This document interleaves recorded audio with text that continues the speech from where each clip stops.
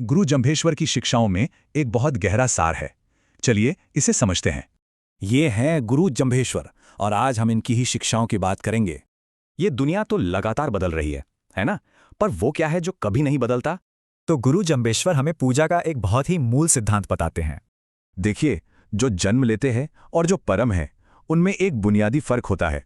तो मूल बात यह है कि जिस भी चीज ने जन्म लिया है उसकी पूजा नहीं करनी चाहिए। अच्छा, तो फिर इस जन्म लेने वाली श्रेणी में कौन कौन आता है? चलिए देखते हैं। इसमें बड़े बड़े तपस्वी, पीर और ऋषि मुनि भी शामिल हैं, क्योंकि उन्होंने भी जन्म लिया है। यही नहीं, आसमान में विचरने वाले, धरती पर रहने वाले जीव, यहाँ तक कि क्षेत्रपाल देवता भी। पुराणों में बताए गए वासुकी और शेषनाग जैसे बड़े बड़े नाग भी इसी श्रेणी में आते हैं।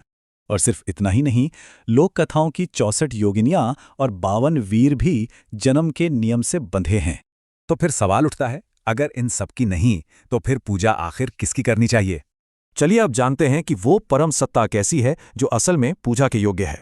उसे स्वयंभू कहा गया है, मतलब जो खुद से है, किसी और पर निर्भर नहीं। सीधे शब्दों में कहें तो उनके कोई माता पिता नहीं है, वो अजन्मे हैं। उनका कोई शरीर नहीं है, ना ही खून या कोई और शारीरिक तत्व।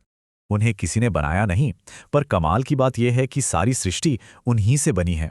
मतलब उनकी अपनी तो कोई जड़ नहीं, लेकिन हर चीज की जड़ वही है। तो इन सारी बातों का सार क्या है? चलिए समझते हैं। ये शिक्षा हमें उस एक परम मूल की ओर ले जाती है जो कभी नहीं बदलता। सोचिए, जब हमारा ध्यान इन बदलने वाली चीजों से हटकर उस एक पर टिकेगा तो क्या बदलेगा?